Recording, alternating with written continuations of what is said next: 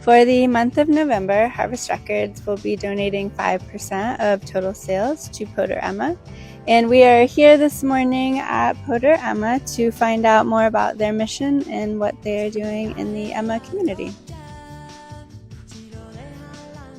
We're here with Andrea Golden from PODER Emma. First question for you is, what's the history with PODER Emma? How long ago did it start? We started PODER Emma in somewhere around 2017, 2018, but we'd been doing neighborhood organizing for 10, 15 years previous to that. Around 2015, 2016, as we started to see the increased kind of development of West Asheville and the River Arts District, and just started to see the way our neighborhood was being talked about as kind of like West Asheville adjacent. We knew that that meant that change was coming, and we were fortunate enough to get to know a lot of the neighborhood elders of the communities that now we form the Legacy Neighborhoods Coalition with. So East End Valley Street, Burton Street, Shiloh, Southside, who really encouraged us to think about how do you protect what exists now in your community. You saw the potential wave of gentrification coming, and so you were trying to get ahead of it. Mobile home parks became a major target for national investment. We're seeing a shift nationally that's now also happening here locally, and so we knew we needed to do something to protect ourselves. PODER Emma is part of a community ecosystem that has a lot of different grassroots organizations and a lot of community-owned cooperatives. The role that PODER Emma plays is helping cooperatives get started. We accompany people to form their own cooperatives. So we provide technical assistance and we provide lending through a national financial cooperative called Seed Commons. And we're neighbors doing things in our neighborhood, so we just help each other along in the figuring it out because we're doing things that we've never done before. What does the typical day look like? I mean, it's important to know that PODER Emma has a lot of different pieces of work. Myself and Becky and Ingrid, we work on the cooperative development side. Kelvin is our home repair program manager, connecting with community members whose mobile homes need repair. Rocio and Jessica are on our membership outreach and advocacy team, going door to door, just talking to neighbors, what's going on in the community, what could we be doing as an organization, here's how to get involved. Seems like a very important goal is to just keep in communication with the community here. We use a practice called participatory action research.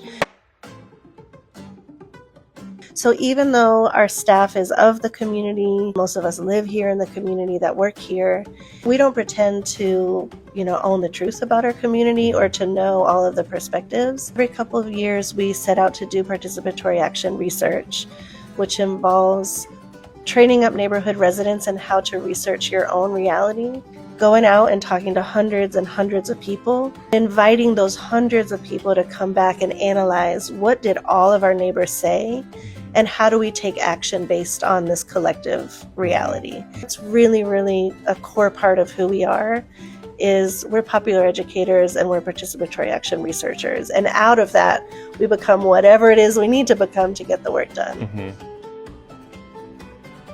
What are some near future goals that y'all are working on right now? One of the projects that we're really looking forward to is being able to work with Buncombe County on a small area plan where we can really address competing needs and pressures.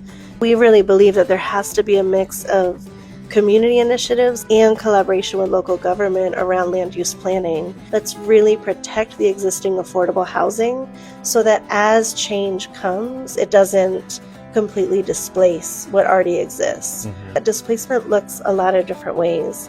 You could have a mobile home park that a developer comes in and buys and demolishes, and that happens, and that's direct displacement. But there's also economic and cultural displacement. So if the place that you live becomes so expensive that you can't afford to stay, that's displacement.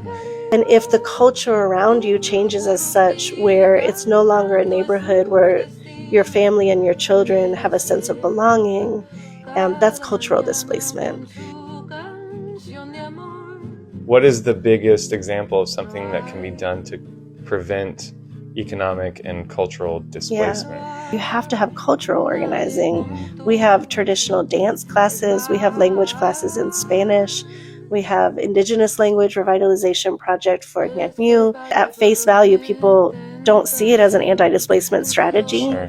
but it very much is, because to keep people's sense of tie to a place and to their neighbors strong, so that then we can take the time and years that it takes to build community-owned assets, like this building that we're standing in is owned by La Esperanza.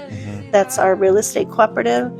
This place is literally owned just by people in the community who said, this building should be for community benefit and we need to protect it against redevelopment. That takes a tremendous amount of work, and you can't do that work if you've not done the cultural work. Sure.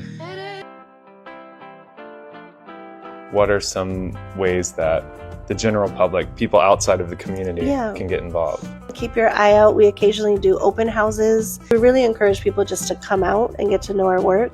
Sometimes people just have really specific skill sets that we do not have, Sure. and that we need to get access to. Obviously, through donating when people are able to is absolutely wonderful and appreciated. But I would say generally just amplifying the messages that you hear coming from neighborhoods like ours and the other legacy neighborhoods. Watching what's happening at city council and county commission level, taking the time to think about what are the ways that we can protect our communities against displacement.